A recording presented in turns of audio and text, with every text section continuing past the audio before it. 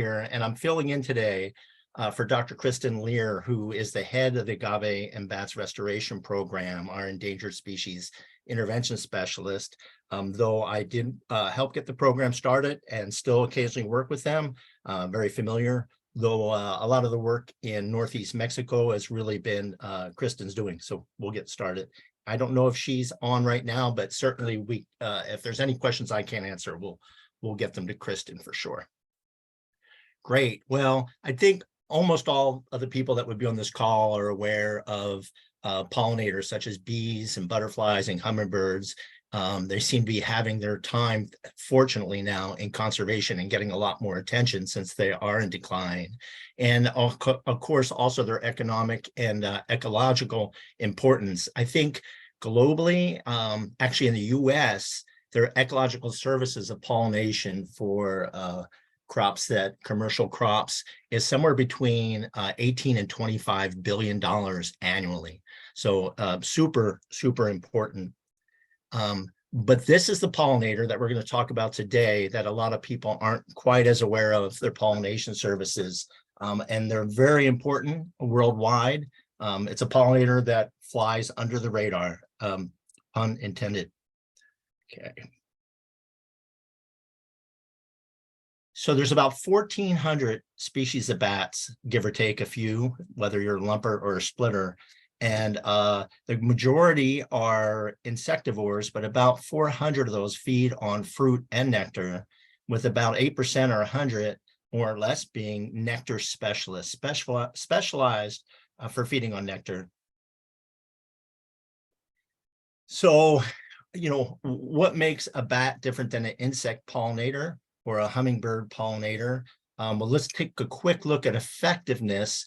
Try and think of which one of these two vertebrates would do a better job of being a dust mop and collecting pollen before flying to the next flower. And if you guessed bats, you would be right.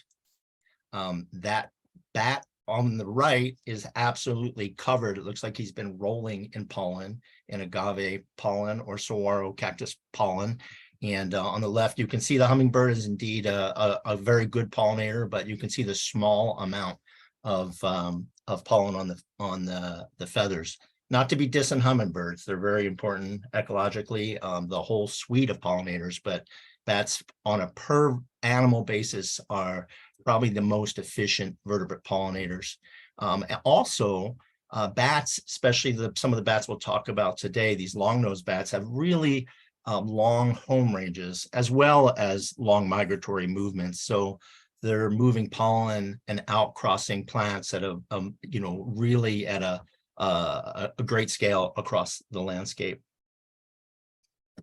All right, so some of the economic importance of bats as pollinators, they pollinate the wild progenitor, the germplasm of the banana. That's a short-nosed fruit bat pollinating a wild banana.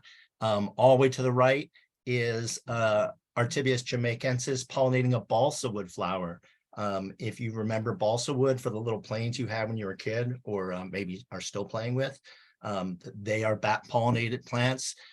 This durian fruit is $100 million a year industry in Southeast Asia. They're really stinky fruit, but you should try one sometime. And they are almost completely dependent on bat pollination, as well as some of the other things that we're familiar with, such as mangoes and agaves. They may be pollinated by other species as well, insects or other small mammals or birds, but bats are probably the most efficient pollinators for these plants. There's some of the other ones coming to mind now I'm thinking about is most people heard of shea butter.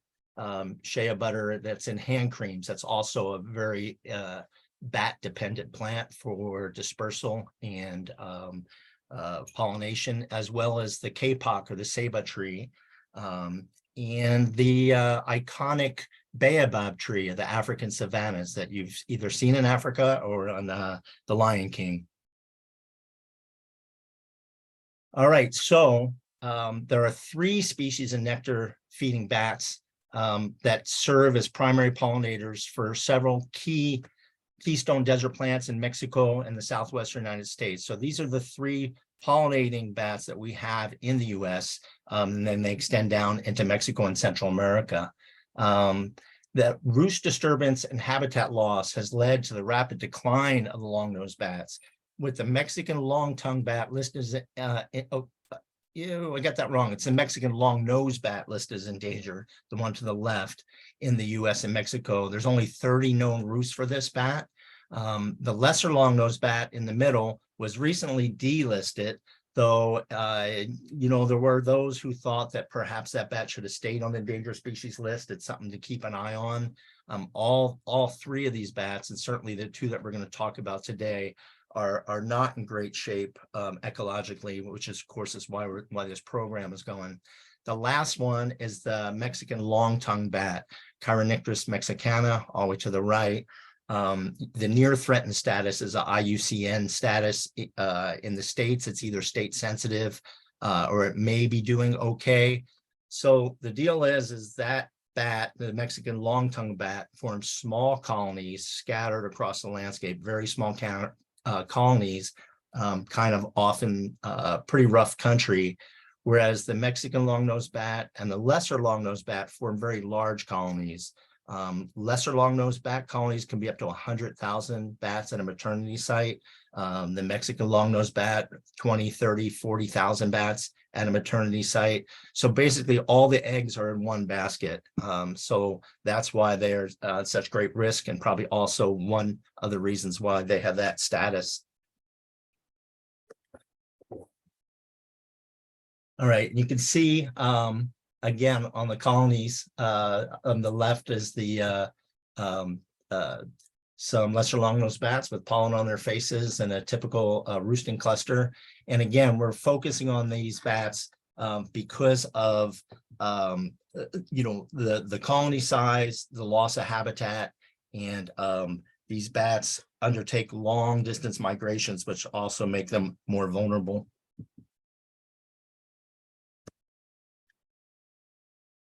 This is pretty neat to show how important these bats are for pollination.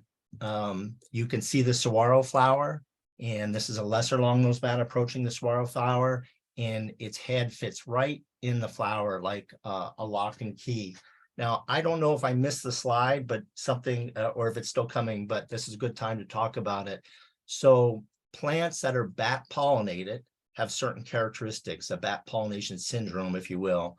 It's basically like a mutualism between the bat and the flower. And so the flowers are light colored. These bats have pretty good eyesight, very good eyesight. But that helps them see them at night. The flowers are held up or away from the plant for easy access for bats. And maybe most importantly, they either bloom at night or they produce the majority of their nectar at night. But again, look to the right in that picture, you can see how that bat's head fits in the flower just like a lock and a key. And these bats, these lesser long-nosed bats, have been known from, there's a cave in northern Sonora in the Pinacate, and they'll fly 60, 70, 80 kilometers a night to up to Organ Pipe National Monument, spend the night moving between patches of flowering saguaro, which they remember from year to year, which flowered and which didn't, and then back almost 200 miles a night commuting and moving pollen and seeds the whole way. So agave, Brian has a question for clarification. Did yeah. you say that the Mexican long-nosed bat has only 30 known roosts in the US? Or no, 30 total, and one breeding roost, and there are only 2 roosts in the US for the Mexican long-nosed bat.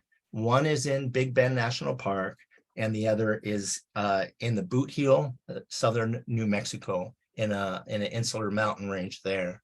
The lesser long-nosed bats definitely have a broader distribution, and there's a lot more roosts known. So again, we'll get there, but we're really we're focusing on both species, which will also benefit the Mexican long-tongued bat, Chironictis. But the majority of our efforts, because of its endangered status, are going to be on the Mexican long-nosed bat. Here's a little picture of how they come up. They don't flap like a hummingbird. They, oh, here we go. They fly up quickly, and they have this really long tongue, probably has some little microscopic hairs on the bottom, and they get a sip of nectar and fly off. Oh, you gotta stop it before it'll move. Let's see. Okay. There we go. There's a shot of the tongue and the bat drinking nectar. Okay, so the other thing is, now these bats, when they migrate north, we'll show you a map of the migration patterns, they're pregnant and lactating.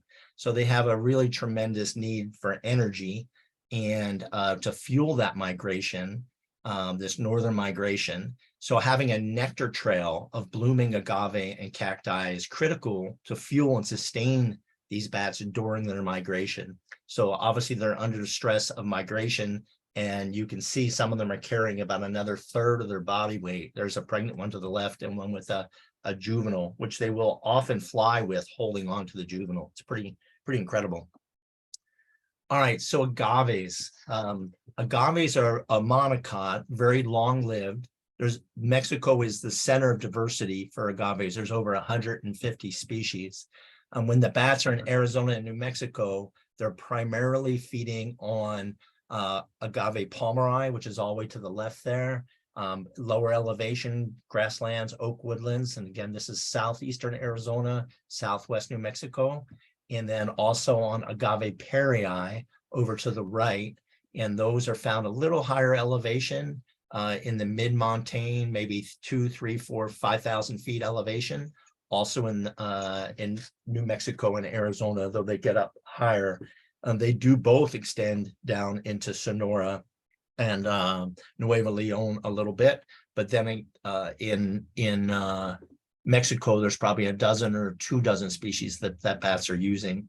Now, everyone knows, I think, about the agave sending up that stalk. They spend their entire life storing sugar and then using it to shoot that stalk up. That's their reproductive strategy. And once that stalk blooms, it has some panicles and the flowers on the end. After flowering, it will die, but they do reproduce, many of them, by a clone that grows from the base, basically what we call a pup or a huelo. Other people call it an offset, but it's a genetic copy of the parent. However, they also produce tens of thousands of seeds. So on an evolutionary basis, they're basically hedging their bets. You know, they've got the clone is a good chance that one will survive. If not, they're putting a lot of seed out on the landscape. And of course, agave has been used for centuries by indigenous peoples for food and fiber and drink. I have a slide that shows some of those products. Many other uses, and of course, mezcal and tequila, the agave spirits. So there's some of them, the sweet drinks, agua miel, and pulque, which doesn't taste really good. That's my opinion. But anyway, it's cooked and eaten as well. There's a picture of a man with a chunk. It's almost like a sugar cane. It's really delicious. They roast it in pits. Living fences, and again, most of these human uses of it, except for the spirits, are more nowadays confined to Mexico and villages in Mexico and rural areas in Mexico. You know, in the US, there's still some communities in the Southwest that use these alternate uses, such as living fences or forage for livestock. But it's really in Mexico where these plants evolved and where there's this diversity of plants and a lot more rural communities where it's really become part of the communities. And of course, as mentioned, you know, the tequila industry, that's all plantation. That's a whole nother deal, but it's $1 billion industry. Now the mezcal, which is also tequila, technically is a subcategory of mezcal. So they're both distilled agave spirit, and they have to harvest the agave before that stalk goes up because they want the maximum sugars in the base. So with a lot of mezcal is collected from the wild. So there's been a lot of places where native agaves have disappeared due to collection, though people are starting to grow the types of agave used for mezcal production in plantations as well. But in both cases, there are no flowers and no nectar for the bats if you cut down the plant before it flowers, which is the practice. If we have time at the end, we'll talk about some efforts in conservation that are trying to come up with producer bat-friendly tequilas and bat-friendly mezcal spirits. Actually, we will have time because that's a really important part of the project in Mexico. So what's happened to agave? The biggest, and the bats, the biggest thing is the loss of agave habitat and foraging habitat, conversion for agriculture, increased fires because of changing climate. As I mentioned, over collection for spirits. So some people in Mexico feel like there's been, some of the researchers showed a decline of maybe 50% of the agave habitat. Also, roost disturbance has affected these bats and caused the population decline. But in the States, I think we have a pretty good handle on roost disturbance. A lot of the roosts are on federal lands or Park Service lands or have been protected.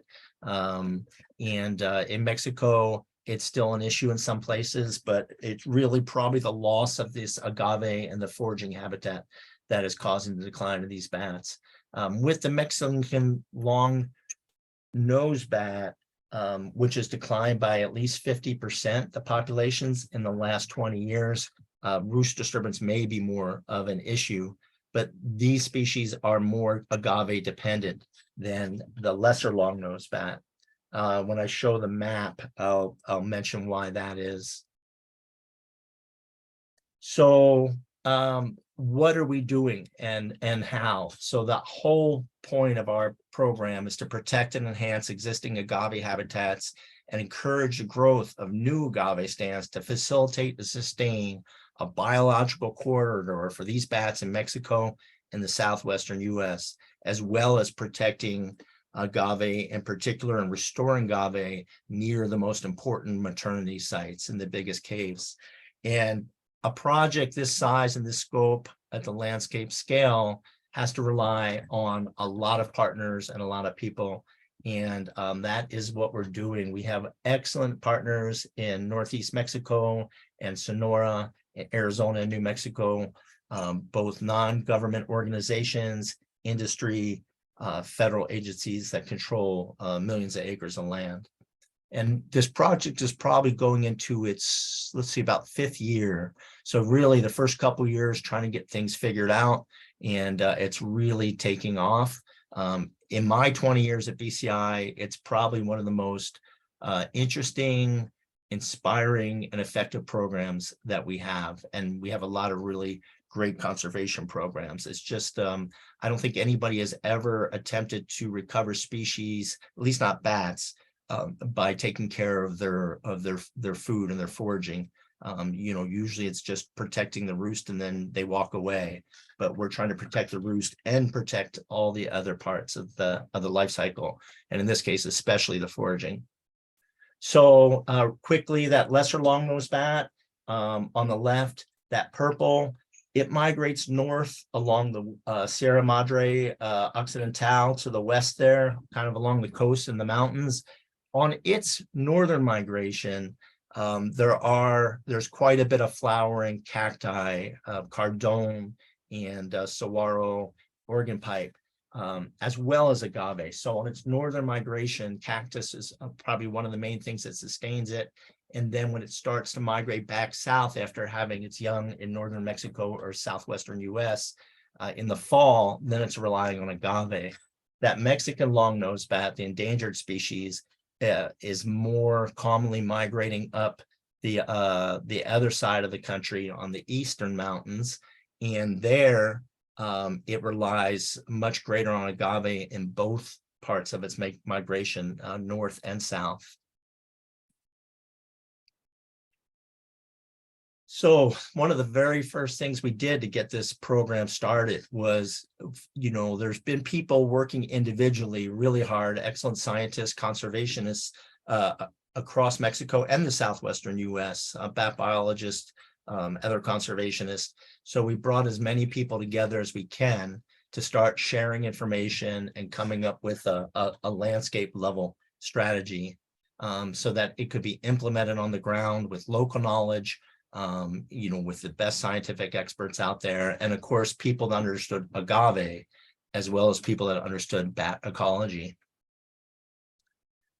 So one of the first things we wanted to do, if we're going to try and grow 1 million agaves or whatever our ultimate goal was, we have to collect seeds, get things going. So we've probably, in all those southwestern US and Mexico, collected more than 500,000 seeds. Now that sounds really impressive, and it is, but I should add that, an agave palmeri, the one that the bats rely on most in the US, a single plant can put out 25 to 50,000 seeds. But you can't just collect the seeds, of course, you have to grow them. So we've been working with native plant nurseries in Arizona and New Mexico. And then again, the Mexico strategy is quite a bit different, especially for Northeast Mexico, Nuevo León and Coahuila, because obviously just the difference culturally and economically between the countries, but they are using the greenhouses that we're supporting, these viveros. That's what it's Espanol for a greenhouse. The 18 viveros we're supporting are also growing other commercial crops for the people in their ejido. That's the communal Mexican community, the ejidos. So, in the US, we're growing the agaves just to put in the ground for the bats. There, we're supporting them to grow agaves to put in the ground for bats, but also for their uses, their cultural uses, and to grow other commercial plants.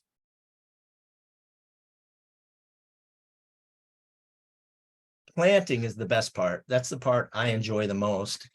One is you don't have to dig a very big hole. That's good. They're only about 10 inches deep and maybe 15 inches wide for these 2 to 3 year old agaves. So they grow pretty well, high germination rates in the greenhouse. The biggest thing is, them getting enough water to get started, and also predation from things like in the US, javelinas, during drought, even things like hares and small rodents will eat them. But all together, and the numbers are a little bumped up because in Northeast Mexico, they've probably planted about 75,000 of the agaves for this program.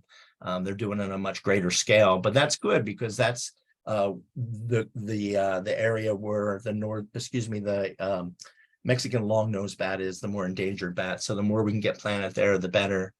We probably have about maybe 4,500 planted in Arizona, another 1,500 in New Mexico.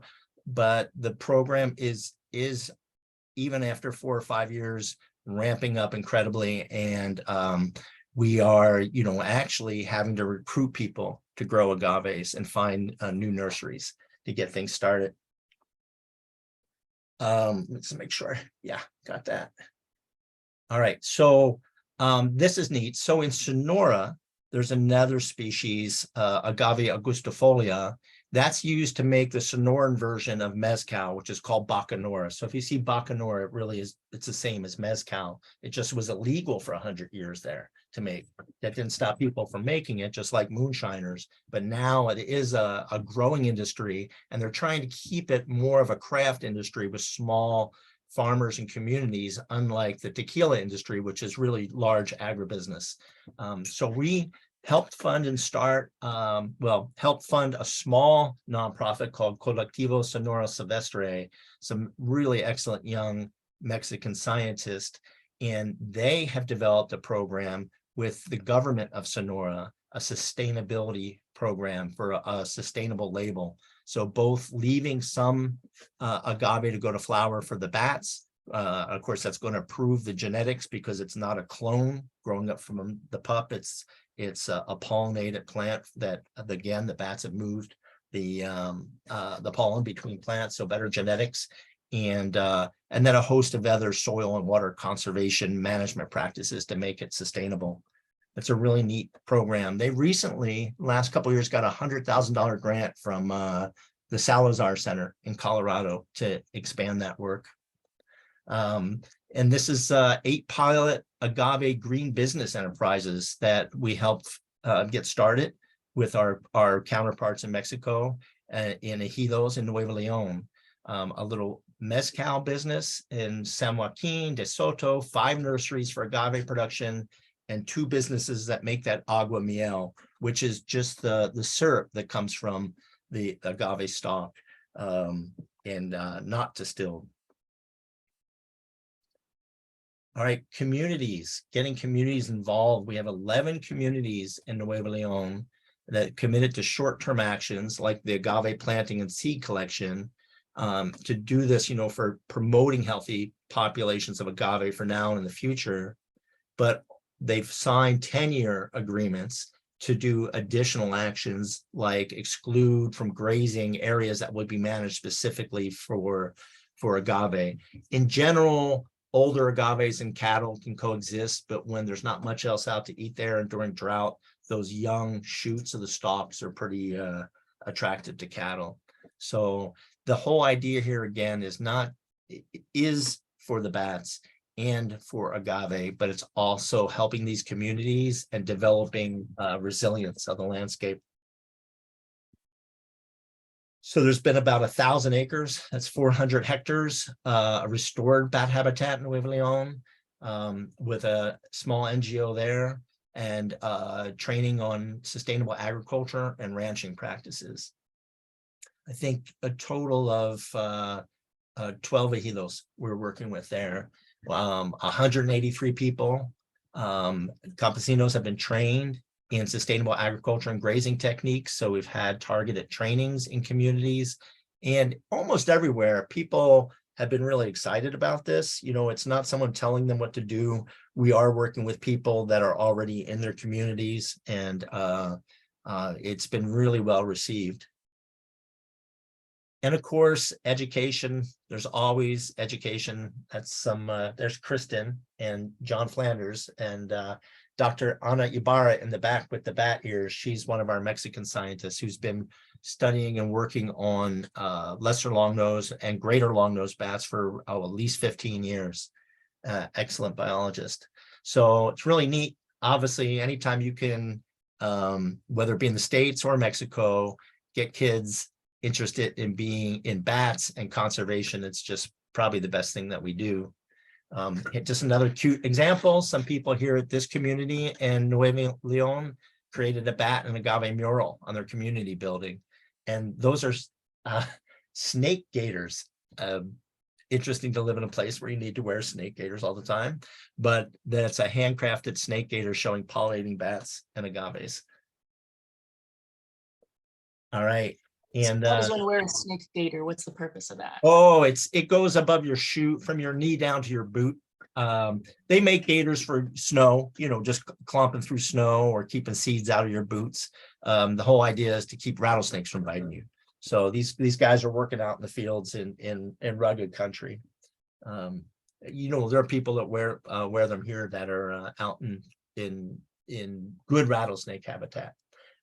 This is a 26 land managers and ejidatarios, people that live in ejidos, trained as citizen science monitors to monitor agaves. That's a little demonstration of seed collection, some drone footage.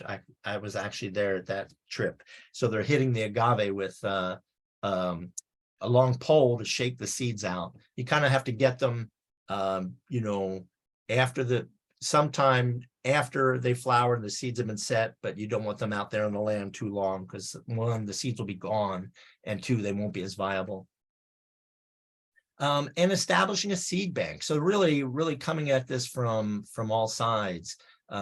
This is an agreement with the Ministry of Coahuila for the deposit of seeds in the state plant germplasm bank, just for genetics and for future generation. Again, designing educational programs. This was training, teaching the teachers, coming up with programs to teach kids about bats in villages.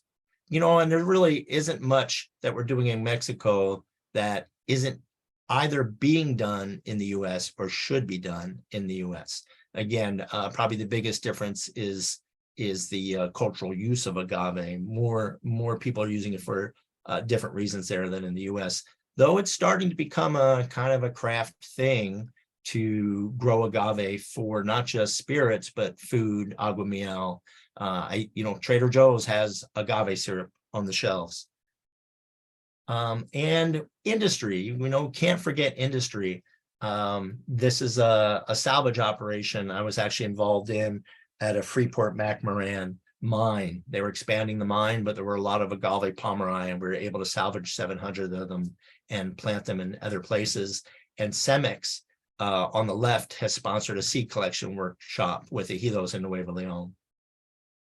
And then investing in new methods and new technology. This is one of the coolest things. So, I'm forgetting his name right now, but he's with ASHAC, a really great scientist, and that's a nonprofit out of Nuevo León.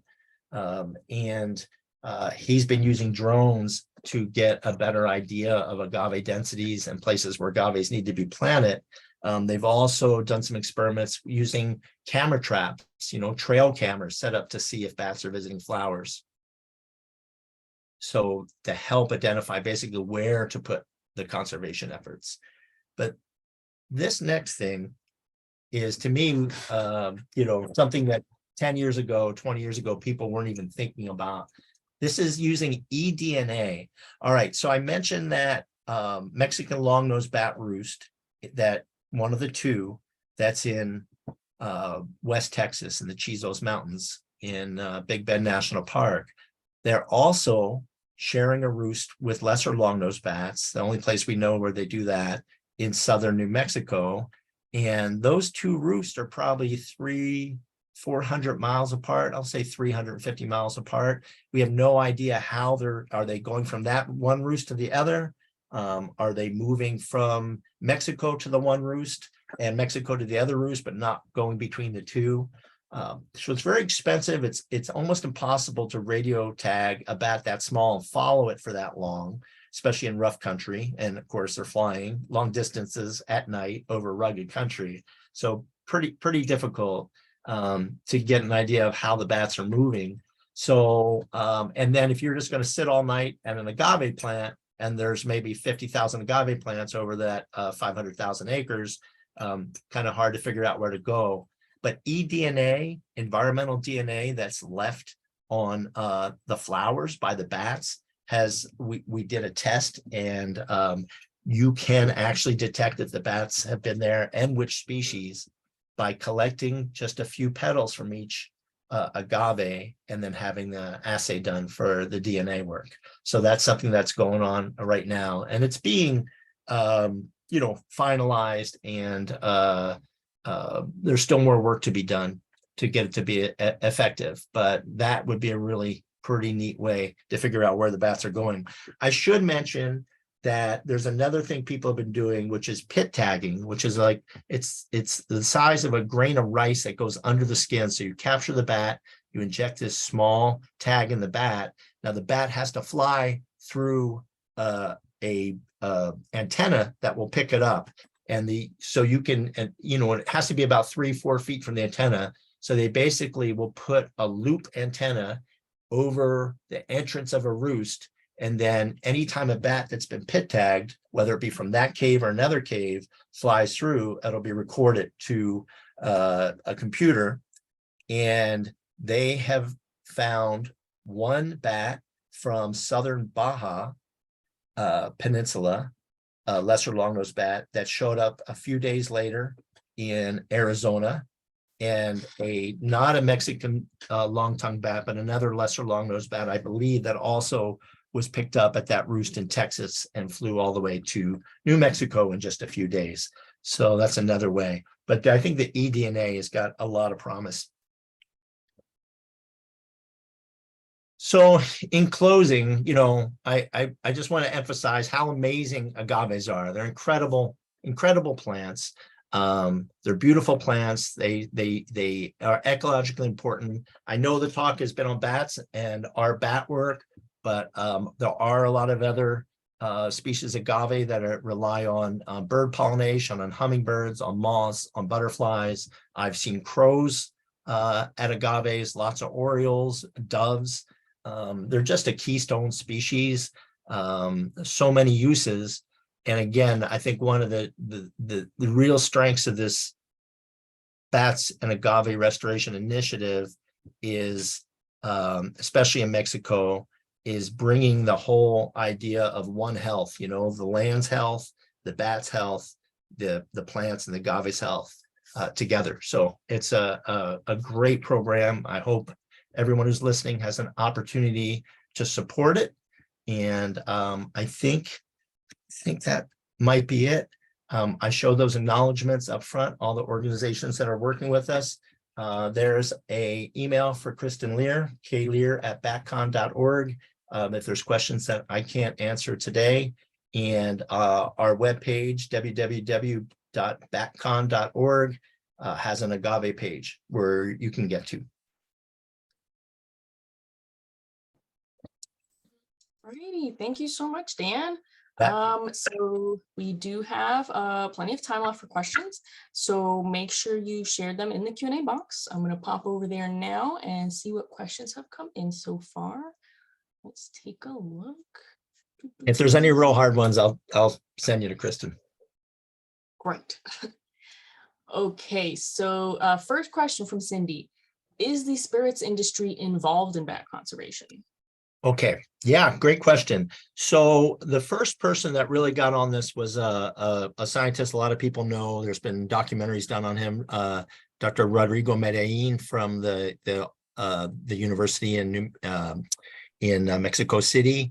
He's been working on long-nosed bats for probably 25, 30 years. They started with some other partners a bat-friendly tequila program. It is still going.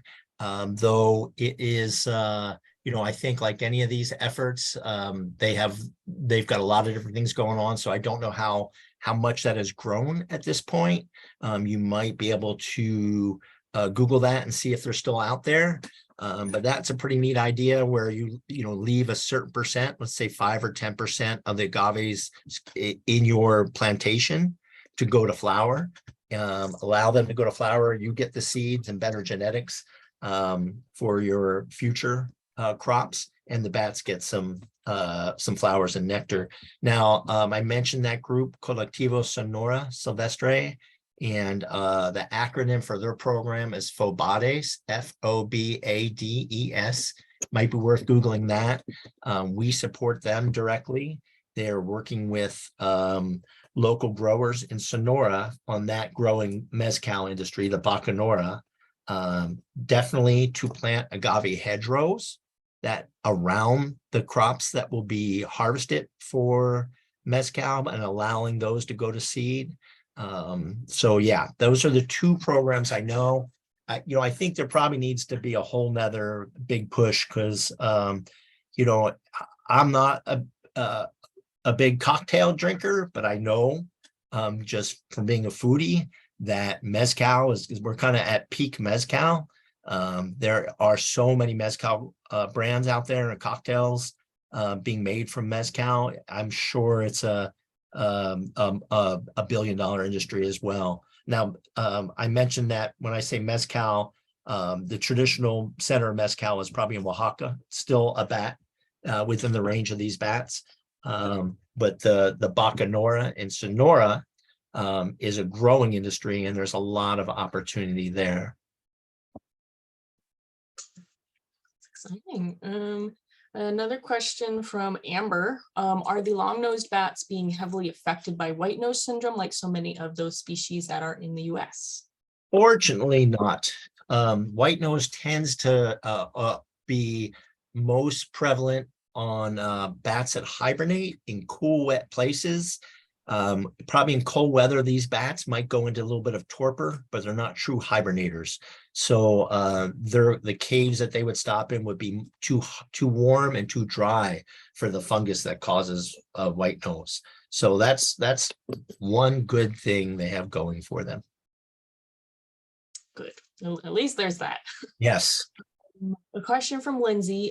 Where Nivalis lacks the large columnar cactus alternate feet of yerba, have they been observed on any other large blooms? And she does state that the common one in West Texas in agave season is datura.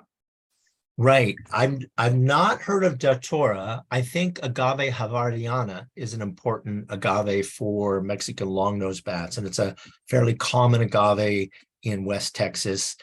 I've been told in southern Arizona there were times when the saguaro blossom failed and the bats did pretty well, and they were using agave desert eye.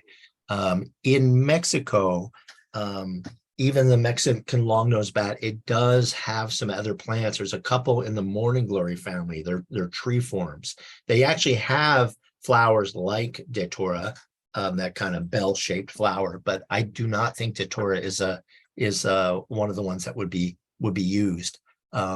There's another small agave too that somebody had asked about, but most of the agaves that they're used are taller agaves, and some of that might just be evolving not wanting to get eaten. If you get too close to the ground, you're susceptible to predators like bobcats and foxes. So I think the taller agaves, besides being, the bats probably feel safer visiting those.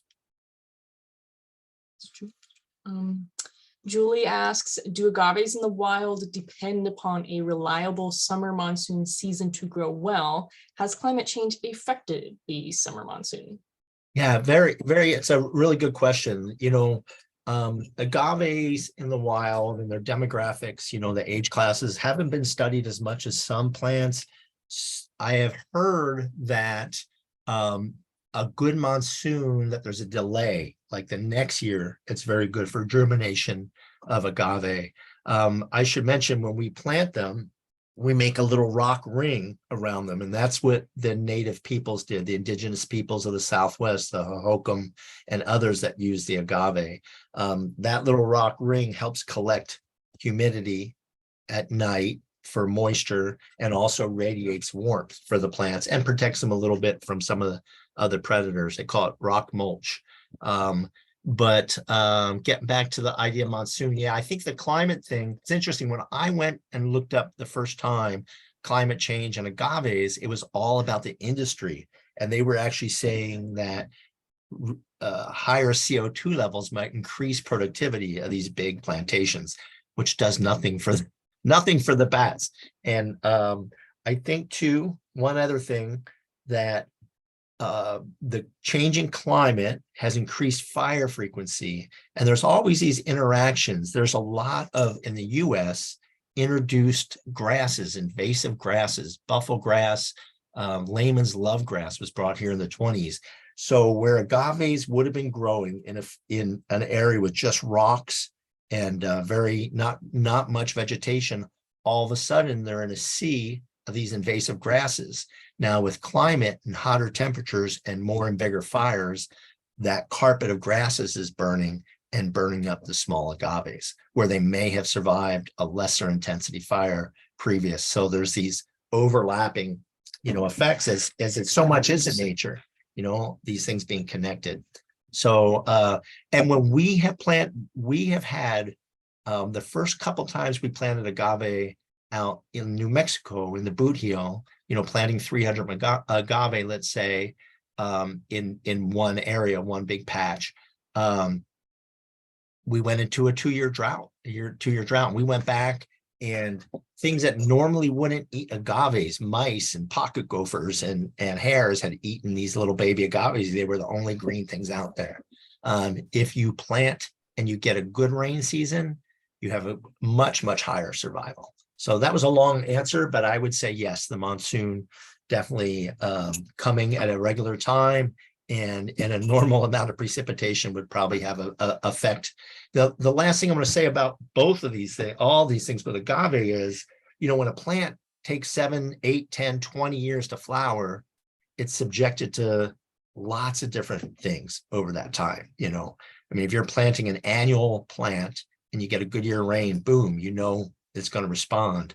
But, agaves have to put up with several years of climate before they get to the flowering stage. This kind of touches on a question Matt has, that acknowledging that it does take quite a few years for agave to reach the bloom period. Is there work to provide feeding stations, the way there's like hummingbird feeders, along the migration path as an instant temporary solution for the bats? I have not heard about it, only because of the scale, probably, the distance. These bats are moving like 1,200 kilometers, but I think it's a cool idea. Here's an example. In New Mexico, that one roost they call them the Sky Islands. So it's a tall mountain range, and then you come all the way down to the grasslands, so they're like on islands of different vegetation. There is the Animas Mountains, which is a beautiful big mountain range in the Boot Hill, New Mexico. The whole range was mostly owned by Nature Conservancy. Then it went to a private family. It's called the Diamond A. And that is where the bats from across the valley were flying over to forage there because it had such good agave habitat. And I actually thought, why don't we create a big patch in the middle, an experimental patch, because they do come to hummingbird feeders. So I'll bring that forward to Kristen and see what she thinks about that. I think in an extreme case, I mean, it would be very expensive. And you would also need some more information on how those bats are moving. I do think we're getting closer to where satellites will be able to pick up, they'll be able to have small enough transmitters that don't affect the bats negatively. So it has to be like less than 5% of their body weight. And these bats probably only weigh 20, 30 grams. But that could be picked up from satellite. So you'll get a better idea of the movement patterns. Once you had a better idea of the movement patterns, I think that might be a neat idea to be brought forward. Interesting, exciting then. Yep. A question from Facebook. Someone has asked, what happened to our trials dropping agave seed in clay from plains with Arnulfo Moreno? That's right. And it's funny, when we first started this, somebody at our office who was not an agave ecologist was like, well, the seeds are easy to get. We can just throw a lot of seeds out there.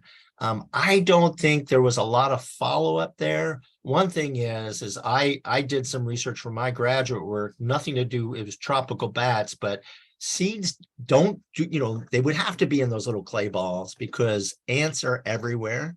And these agave seeds are like the perfect size for ant predation. So, you might throw out 100,000 seeds, but you may only get 900, throw out 1,000, you might get 999 that have been carried away by ants or small rodents. And then what's the chances of that one making it to agavehood? So that's a good question. I'll ask Kristen about that, or you might email Kristen about that. But I do know that, Arnulfo is a good bat biologist. Has been involved in this program. He's been doing that work for years. And he did have that. I didn't know he was using the seed balls. I know about seed balls in general. I did know that they were casting seeds out, which I think would be, if you had enough seeds and they were really easy to get, it might be worthwhile. Enough seeds could escape and be in the right place and escape predation and have the right moisture to grow. But how's that for a long answer to say, I don't know? Sounds good to me. So let me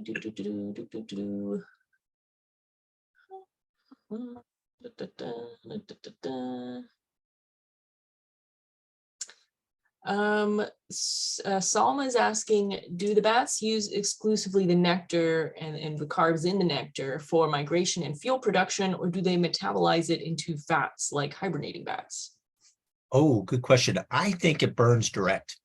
I don't think it gets metabolized into fat held onto. I think it gets burned direct. I am not a good enough physiologist to say that with confidence, but I'm pretty sure that they have to, fuel as they go, because I'm sure that and there has been work done on that. There was a woman in Texas, Peggy Horner. If you could Google that name, Peggy Horner, she had some papers a while back on kilocalories burned by bats and kilocalories gained by nectar. So she would have been, the papers will come up when she was a Texas Parks and Wildlife Department employee. Again, I'm an old guy. This was probably 15, 20 years ago, but you might find some other work on that too. But that would be my guess. They're going to burn that direct. It's not going to go to fat reserves. Interesting. And so Brian has a question. Is there any competition for food between the three nectarous bat species where their ranges overlap, or does any one species specialize in plants that the others don't? Man, that is a great question. And I think we'll send that one to Kristen. I don't know why there wouldn't be competition. I mean, the way it works in nature, usually things kind of work things out and have a slightly different niche. Let me think about that. The only thing I could think might be spatial, like timing. So agave perii in the US, which is important in Arizona, New Mexico, it flowers later in the season than agave palmeri, which is the primary plant. We'll throw out hummingbird feeders because they're not a normal occurrence. They're just out there with sugar year round. But I would think that there could be competition between those species where they overlap. I think that email that question to Kristen. Give her that one, klear@bacon.org, and ask if anyone studied that. Dr. Ana Ibarra, if you can Google Ana, or I think it's Ibarra@bacon.org. I bet you she would know as well. Yeah. Let's see. Oh, Lisa's asking, is there any possibility that with climate change, these bat species will extend their range northward? Yeah. She would love to see some in Phoenix. Yeah. Okay, so here's the deal. They actually have extended their range northward, and that could happen. In New Mexico, at least just going anecdotally by when people were catching lesser long-nosed bats while they were trying to catch other bats for scientific surveys, they were never really caught north of Interstate 10, so like Lordsburg, New Mexico.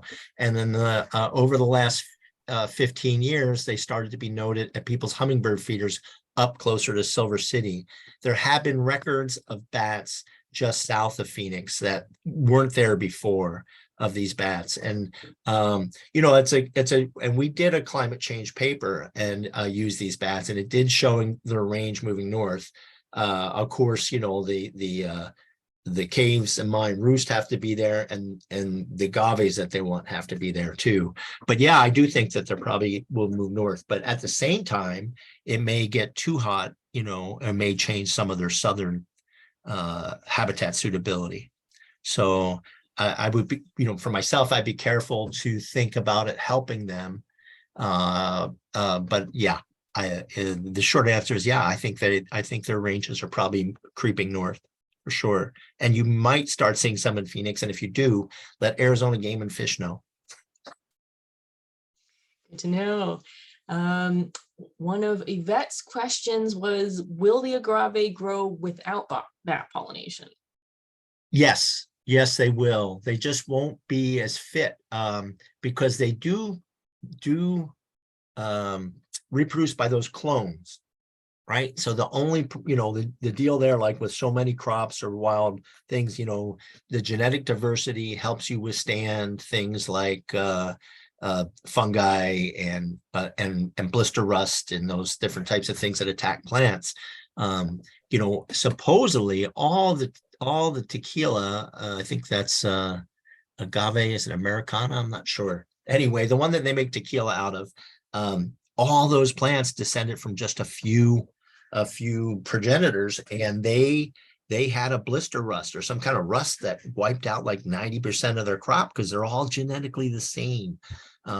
So if you, and I think the idea for a plant with the seeds and then the clones is you're just hedging your bets evolutionarily.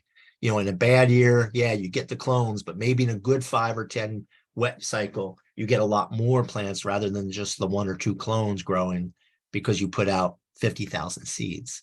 So yeah, and there are these same species, Palmeri and Perrii, that grow north of where the bats range is.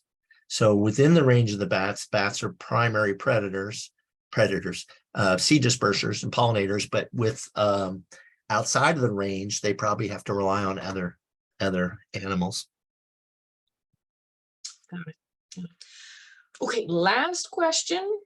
This one's from Facebook. Are there more fruit eating or nectar eating bats? Probably fruit eating bats.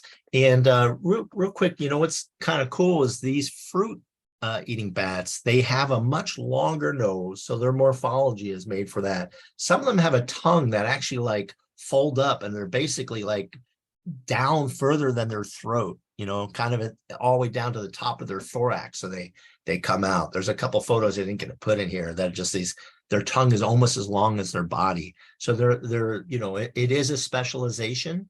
But there are you know, if you count bats that pollinate and disperse seeds, you probably double the numbers of fruit and nectar eating bats.